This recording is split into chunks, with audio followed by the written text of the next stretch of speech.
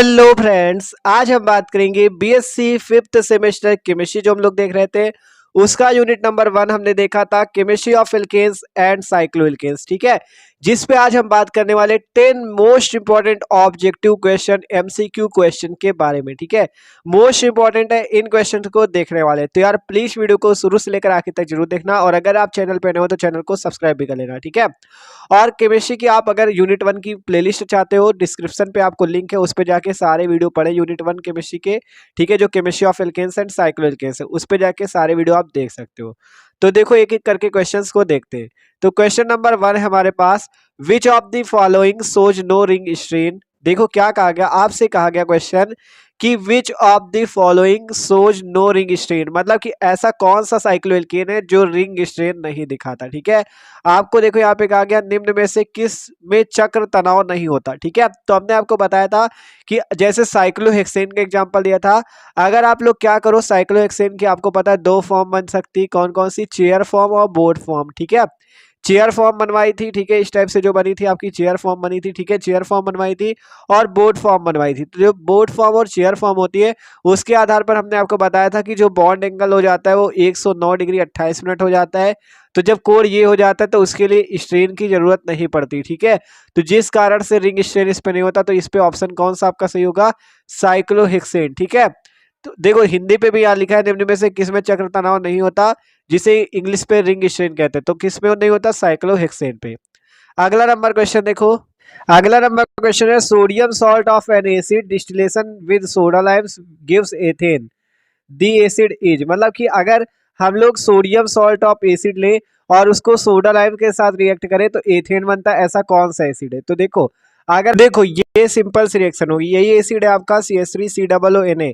आपका यहाँ पे H लगा है, H को हमने हटा के क्या कर दिया है, इस पे Na लगा दिया है। ठीक है, मतलब इसका कह रहा था सोडियम सॉल्ट लेना है, तो इसका यहाँ से नाम क्या है, सोडियम प्रोपियोनेट। ठीक है, आपको करना क्या है, यहाँ पे आपको इस सोडियम प्रोपियोनेट की सोडा लाइम से क्रिया करनी थी NaOH से, जिससे बनेगा क्या, एथेन। क्वेश्चन आपका कह रहा था देखो CH3CH3, इसे आप ऐसे भी लिख सकते हो C2H6। ठीक है, ये जो CH3CH3 है आप इसे C2H6 भी लिख सकते हैं। ठीक है, इस टाइप से C2H6 लिख सकते हैं। तो आपसे क्वेश्चन कह रहा था ऐसा कौन सा एसिड है जो कि एथेन बनाता है, तो सोडियम प्रोपियोनेट आपका बनाता है प्रोपेन, सॉरी एथेन।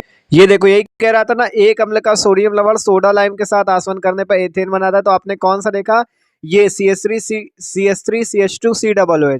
यहाँ पे अगर आप H की जगह देखो सोडियम सॉल्ट कह रहा ना, तो सिंपल अगर आप Na लगा लेते हो और उसकी क्रिया सोडा लाइम अर्थात NaOH से करते हो तो आपका क्या बनता है, एथेन बनता है। तो इसका आपका ऑप्शन नंबर कौन सा सही हो जाएगा, सी नंबर ऑप्शन सही है। अगर इस एसिड का आप सोडियम सॉल्ट लो और उसकी सोडा लाइम से क्रिया करो तो एथेन बन जाएगा। ठीक है, अगला नंबर है, if an a cyclic alkane hydrocarbon contains n carbon atoms how many hydrogen atoms in must contain. ठीक है, तो देखो इसको उधर वाले पेज पे उससे दिखाते हैं।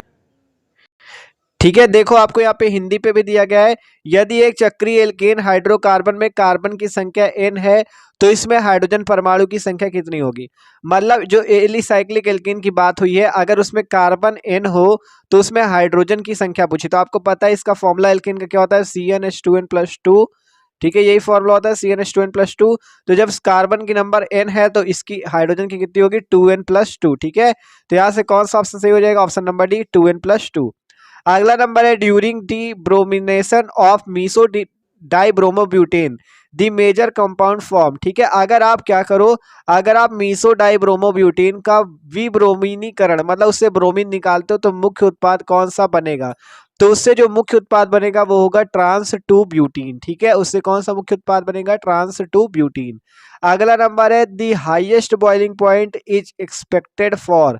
ठीक है, मतलब उच्चतम क्वथनांक की उम्मीद की जा सकती है किससे, आइसो ऑक्टेन से, नॉर्मल ऑक्टेन से, 2233 टेट्रा मेथिल ब्यूटेन से, या नॉर्मल ब्यूटेन से। ठीक है, ठीक है, तो इसका जो बी नंबर ऑप्शन है नॉर्मल ऑक्टेन, ये वाला सही होगा। आप उच्चतम क्वथनांक या highest boiling point normal octane से पा सकते हो इन चारों की अपेक्षा। ठीक है, तो ये क्वेश्चन भी इंपॉर्टेंट है। अगला नंबर है, bromination of an alkanes as compared to chlorination proceeds ठीक है, मतलब क्लोरीनीकरण की अपेक्षा ब्रोमीनीकरण की क्रिया एल्केन देते हैं।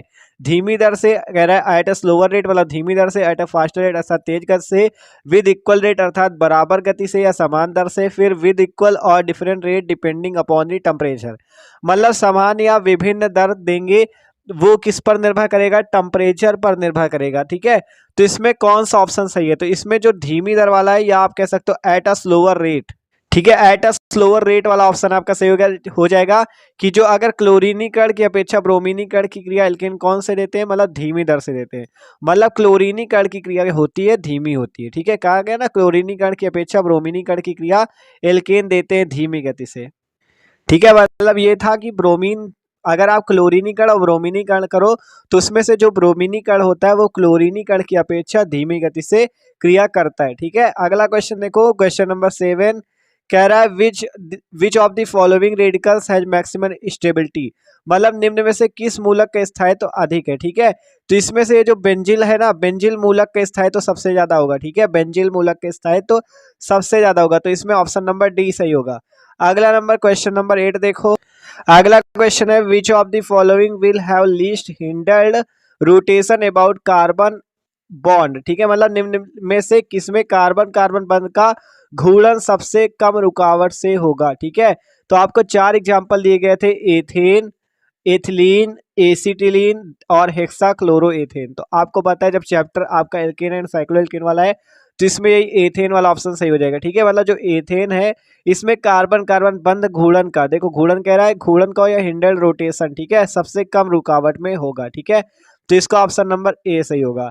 अगला नंबर है क्वेश्चन, आप देखो क्वेश्चन नंबर 9 कह रहा है electrolysis of concentrated solution of sodium propionate produced the hydrocarbon, मतलब कि आपका सोडियम प्रोपिनेट के सांद्र विलयन के वैद्युत विच्छेदन पर कौन सा हाइड्रोकार्बन बनता है, तो ये ब्यूटेन जो है ये हाइड्रोकार्बन बनता है। मतलब अगर सोडियम प्रोपिनेट का क्या करो, वैद्युत विच्छेदन करो या इलेक्ट्रोलिसिस ऑफ कॉन्सेंट्रेटेड सॉल्यूशन, देखो आपसे कहा गया ना इलेक्ट्रोलिसिस करो उसका, तो क्या बनेगा, ब्यूटेन बनेगा। फिर देखो क्वेश्चन नंबर 10 है the reactivity of hydrogen atom in an alkane towards substitution by bromine atom, मतलब कि एल्केन में परमाणु की सक्रियता ब्रोमीनीकरण क्रिया में है, मतलब कि आपका कह रहा है एल्केन में जो परमाणु की स्टेबिलिटी है, सक्रियता है, वो ब्रोमीनीकरण में क्या होती है। ठीक है, तो ये चारों ऑप्शन दिए गए, इनमें से कौन सा सही है।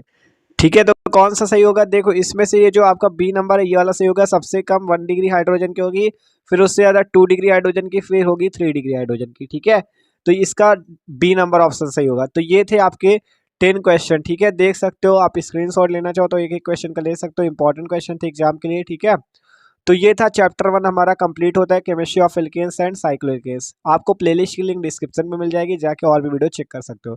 तो वीडियो अच्छा लगा हो तो लाइक कर देना, चैनल पे नए हो तो यार सब्सक्राइब जरूर कर लेना। तो मिलते हैं किसी अगले वीडियो पे। Okay, thanks for watching this video.